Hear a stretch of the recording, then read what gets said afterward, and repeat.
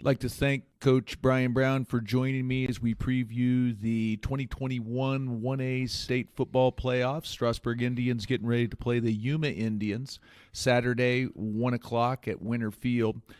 And, Coach, I'd like to start out pretty much just going over the season. And you lost 3 of your first 4 games. What has been your impression of your team as they've responded, reeled off 5 in a row? Any differences you saw, just sort of how your team has been working in practice, how they've been participating in games? I think, Kevin, the biggest thing is they showed a lot of confidence in themselves. They never panicked. That was a key, and something we really tried to preach throughout those first 4 weeks when things weren't going quite right, not to panic.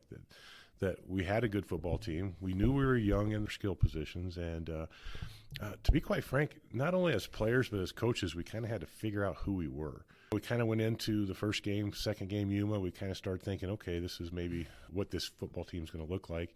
But we never really got that mojo about us. But I give the kids tons of credit because they kept working hard and they never panicked and they never really thought of themselves as being a sub-500 football team. We knew it was going to get things going, and we just kept working hard in practice and coming out in football games. You could just start to see the confidence building in them and to where we are now.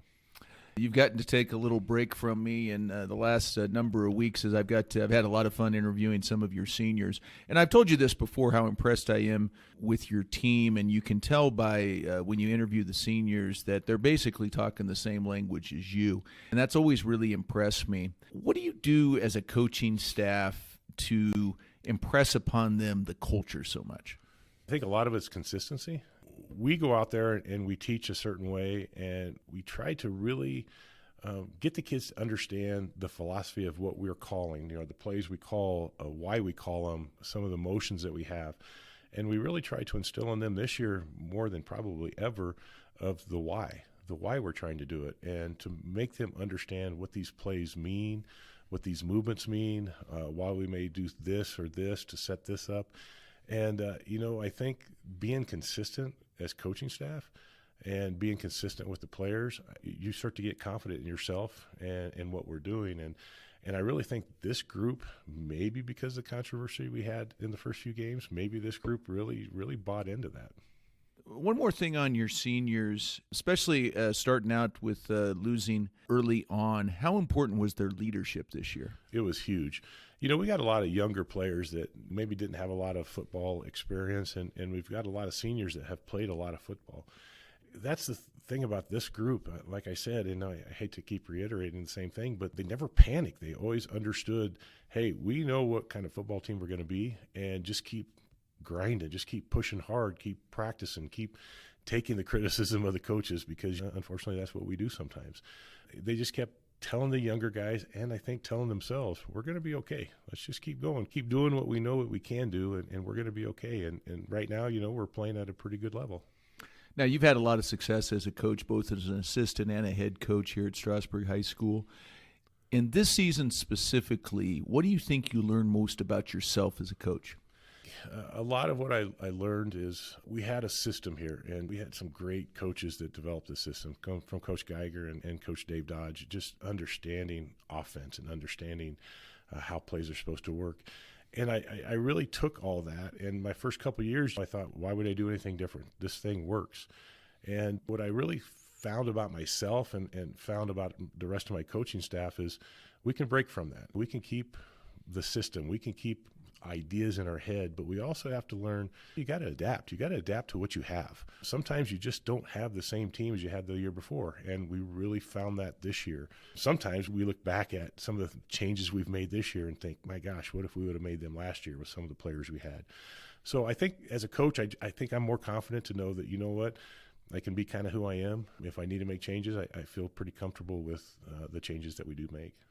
As you get ready for the playoff game against Yuma, Yuma was a regular season opponent for you. Do you find that a good situation that you get to, in effect, replay that regular season game here in the first round of the playoffs? And that's kind of one of those double-edged swords. Yuma has got a very, very good football team, very physical football team. Their quarterback is just outstanding. He has a skill that you just don't see very often.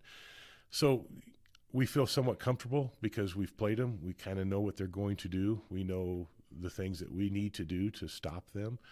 But you always look at that. You always talk about revenge, but it's more redemption. Anytime you got to play a team that really, Yuma came out this year with that idea that this may be that next step. This may be their year. And they went into our game. I think they were really confident. They really thought that they could win that game. They played us well. We kind of missed out on a few things, but I think coming back, they really have a lot of confidence that they should have won that football game. So that's kind of one of those things where, yeah, it's great that we kind of know who we're playing, but you also you want to make sure that we don't look past that, because there's too many times that you see teams that have to play each other the second go around that sometimes the winner, maybe they look past that team a little bit. So what we have really strived this week is, this is playoffs. There's 16 teams that have an opportunity to do some great things. So it doesn't matter what we did 8 weeks ago. It matters what we do this week. It matters how we prepared this week. And I'm very happy with our preparation this week. You're very familiar with playoff football. What do you think the great teams do as far as tweaks to their offense, defense, special teams during the playoffs specifically that can propel them to the top? A lot of what you have to do is fine-tune what you are. Sometimes you'll see football teams that do something that's completely different from what they've done throughout the regular season. I think the good teams, I think the teams that are consistently in those playoffs, that are playing for state championships or moving on in the playoffs, I think what they do is they know who they are. They know what they do well, and they try to fine-tune what they do well, the things that they don't do very well, try to fix some of that. And then, of course, a good coach is going to put a little tweak here or there that kind of throws another team off a little bit, makes them think about something, going, wow, what did they just do to us? And we as coaches have to understand the same thing. Yuma's a very consistent football team. We know they run double tight, single wing. We know they try to run their quarterback. I guarantee you they're doing the same thing in Yuma right now. They're trying to find some tweaks, some things that are going to throw us off a little bit. So I think as a coach, that's the biggest thing you have to worry about, is see what they do what you do, but also understand you got to be on your toes, because, again, this is playoffs. You're one and done. Yeah, and specifically in the playoffs, is that one of the key things that sort of excites you as a coach, where it's the chess match, two great teams, well coached, going after one another? Oh, absolutely. And, anybody that coaches, you lay at night and you have these ideas going through your head. Okay, I'm going to maybe approach it this way, or I'm going to maybe call this play. And then you wake up and you're like, oh my gosh, is that going to work? Is that not going to work? And you constantly kind of move back and forth. What is my game plan going to be? What is going to put our kids in the best positions? And it's exciting. Of course, it's nerve-wracking, but that's why you do this, I think. So if somebody from the outside hasn't really been a part of playoff football, how would you explain to them what is so great about high school playoff football? My gosh, if you have anything to do with high school football, the playoffs are the epitome of what those Friday night lights mean. Now, granted, we have to play on Saturday afternoons, but the playoffs in high school football are just so important to these teams. I mean, we kind of put ourselves in a position that we haven't been for a while. We're a 7 seed, so we're playing top-notch football right away.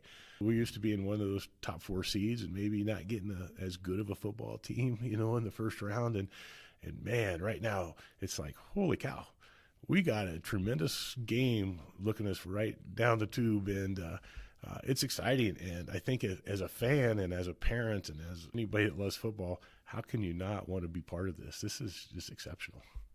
Well, Coach, Saturday, 1 o'clock, Winter Field. Best of luck. Thanks.